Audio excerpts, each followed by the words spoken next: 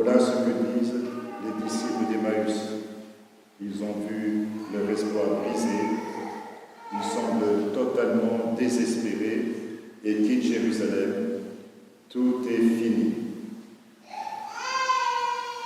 Mais qu'espéraient-ils au juste? Leur espoir était sans doute un espoir messianique, mais il y a lieu de craindre qu'il était trop terrestre, trop humain. Jésus allait libérer Israël. Libérer un pays, nous savons ce que c'est quand un pays est occupé par un autre qui l'opprime. C'est l'expérience douloureuse qu'Israël a connue à de multiples reprises dans son histoire. Oppression par les Philistins, par les Assyriens, par les Babyloniens, etc. Et à l'époque de Jésus, par les Romains. Et les Juifs gardaient en mémoire la grande figure de Judas Maccabée qui, au IIe siècle avant le Christ, avait pris les armes pour battre des armées païennes, délivrer Jérusalem, purifier le temple souillé par les idoles, restaurer le culte, etc. Une belle figure, en vérité. Jésus n'était-il pas fils de David? N'allait-il pas restaurer la royauté en Israël? Et saint Luc nous rapporte qu'au moment même de l'Ascension, les apôtres demandent à Jésus, « Seigneur, est-ce maintenant que tu vas restaurer la royauté en Israël ?» Donc eux-mêmes semblaient partager, au moins en partie, cet espoir. Alors oui, Jésus vient bien libérer Israël, comme le dit Zacharie, père de Jean-Baptiste, dans son cantique. « Béni soit le Seigneur, le Dieu d'Israël, qui visite et rachète son peuple. Il a fait surgir la force qui nous sauve, dans la maison de David, son serviteur, salut qui nous arrache à l'ennemi, à la main de tous nos oppresseurs. Serment juré à notre Père Abraham, de nous rendre sans crainte, afin que, délivrés de la main des ennemis, nous le servions dans la justice et la sainteté en sa présence, tout au long de nos jours. » Mais Zacharie avait aussi dit que l'enfant qui allait naître, Jean-Baptiste, donnerait au peuple d'Israël de connaître le salut par la rémission de ses péchés. Jésus vient libérer son peuple Israël, il vient libérer toute l'humanité du pire esclavage qui soit, celui du péché. Tous les autres esclavages n'en sont que des conséquences. Jésus nous libère pour que, délivrés de la main des ennemis, nous le servions dans la justice et la sainteté. Et l'histoire d'Israël montre à l'envi comment chaque fois que les Hébreux abandonnent l'alliance, tombent dans le péché d'idolâtrie et d'autres péchés, eh bien, immédiatement, ils retombent dans la servitude. Voilà déjà un enseignement important qui vaut aussi pour nous. Pensons-nous suffisamment que Jésus nous libère pour que nous le servions dans la justice et la sainteté tout au long de nos jours. À ces deux disciples désespérés qui n'attendent plus rien de lui puisqu'ils le croient mort, Jésus montre sa miséricorde. Il commence par une parole forte. « Ô cœur sans intelligence, ne fallait-il pas que le Christ souffrit cela pour entrer dans sa gloire ?» Dans les évangiles, tout particulièrement dans celui de Marc, il est fréquent de voir les disciples manquer d'intelligence et de se faire corriger par le Christ. Les disciples d'Emmaüs sont lents à croire tout ce qu'avaient annoncé les prophètes. Mais pourquoi manquait-il d'intelligence? Pourquoi était-il lents à croire? Peut-être parce qu'ils avaient comme un prisme intérieur, peut-être parce qu'ils pensaient savoir ce que serait la mission du Messie. Ils étaient tout à fait disposés à croire en Jésus dès lors que ses actes correspondraient à ce modèle. Or, ils s'en sont, de fait, beaucoup écartés. Nous voyons un phénomène semblable dans la tradition juive, dans le Targum, sur le chapitre 53 du livre d'Isaïe. Alors, un Targum, c'est une traduction araméenne d'un passage de l'Ancien Testament, d'un livre de l'Ancien Testament, assorti d'une paraphrase. Ce qui est très remarquable dans ce Targum sur Isaïe 53, c'est que l'auteur dit explicitement que le serviteur souffrant, c'est le Messie. Et cependant, tout le texte d'Isaïe est interprété de travers. Par exemple, quand Isaïe dit que le serviteur est traîné à la boucherie comme un agneau, eh bien le Targum dit au contraire que c'est lui, le serviteur, qui entraîne les peuples païens au carnage. Difficile d'être plus à côté. Mais ne sommes-nous pas nous-mêmes parfois tentés de corriger, pour ainsi dire, la mission de Jésus pour qu'elle corresponde mieux à notre attente, peut-être légitime, mais trop publique.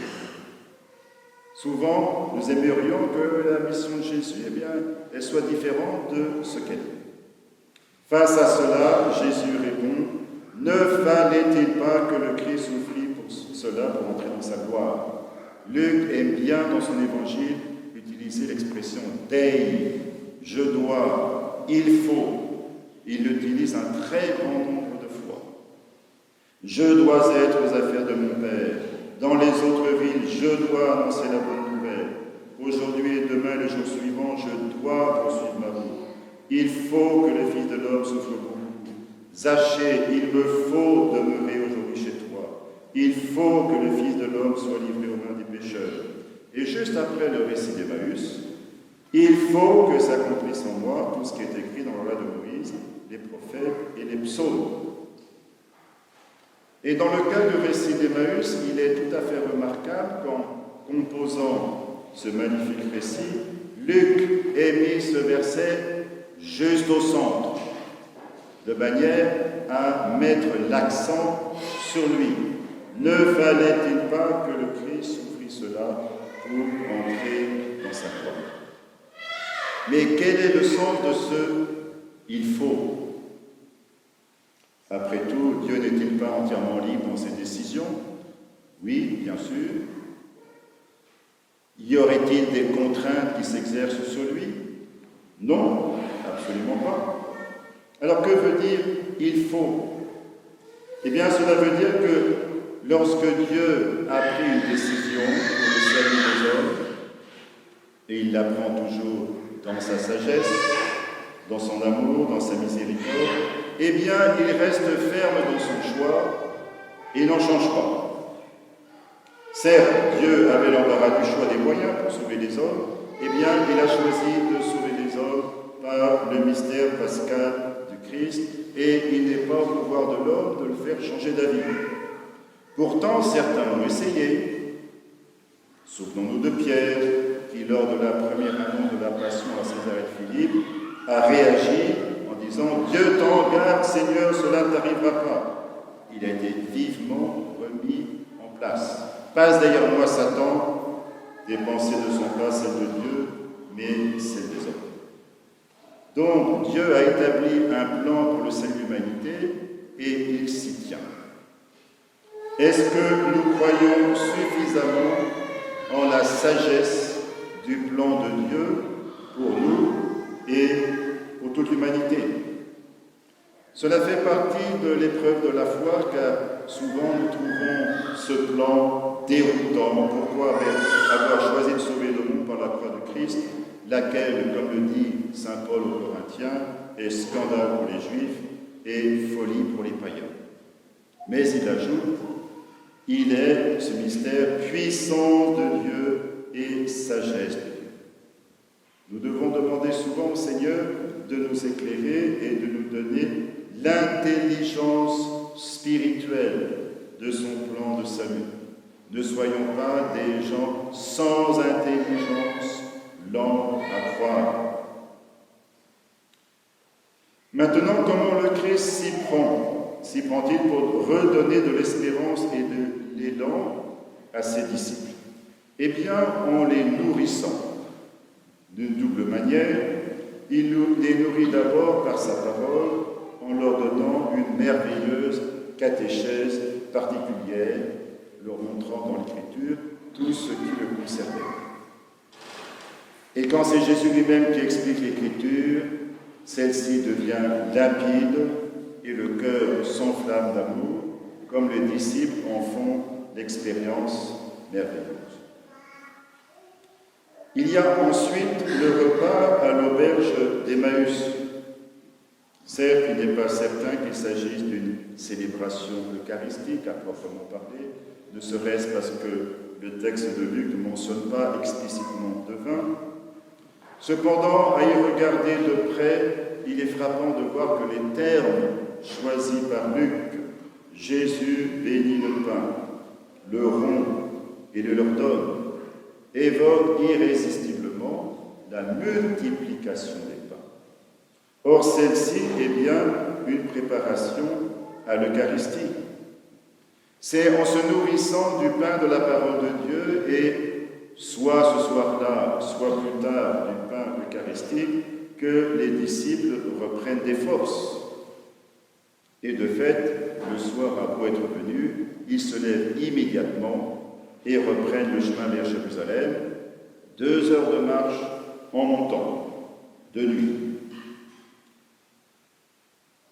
Peut-être que Luc, qui aime bien dans son évangile faire allusion au prophète Élie, personnage qui est très souvent en arrière-plan dans le 3e évangile, peut-être donc que Luc a-t-il pensé à cette nourriture mystérieuse que le prophète Élie a reçue dans le désert, un moment de sa vie où il était justement désespéré lui aussi. Il était persécuté par la reine Jézabel, qui voulait le mettre à mort, et il s'est enfui pour sauver sa vie, et arrivé dans le désert, il s'est écroulé en disant « Maintenant, Seigneur, c'en est trop, reprends ma vie, je ne vaux pas mieux que mes pères. » Le Seigneur a répondu, non pas du tout en faisant mourir Élie, mais en renouvelant ses forces à travers une galette mystérieuse et une cruche d'eau. Prends et mange une première fois, puis une deuxième fois, prends et mange, autrement le chemin sera trop long pour toi. Et fortifié par cette nourriture, Élie se leva et fut capable de marcher pendant 40 jours et 40 nuits jusqu'à la montagne de Dieu, l'Horeb, le Sinaï. Frères et sœurs, les difficultés des disciples d'Emmaüs, comme celles des autres disciples dans les évangiles, sont les nôtres. Et elles nous sont montrées justement parce qu'elles sont les nôtres. Il nous arrive de ne rien comprendre à la conduite de Dieu, au point d'avoir l'impression de nous être trompés, ou peut-être avons-nous l'envie d'emprunter les paroles de Jérémie pour dire au Seigneur « Vraiment Seigneur, tu es pour moi comme un ruisseau trompeur aux eaux décevantes. » Le Seigneur connaît notre faiblesse. Il sait notre difficulté à croire en lui, notamment à travers les épreuves de la vie. Il nous invite à nous fortifier en nous nourrissant du pain de sa parole et en mangeant le pain eucharistique. C'est ce que nous faisons lors de chaque célébration eucharistique. Il nous dit « Prends et mange, autrement le chemin sera trop long pour toi. » Si nous mangeons, nous pouvons reprendre la route qui conduit à la rencontre avec le Seigneur.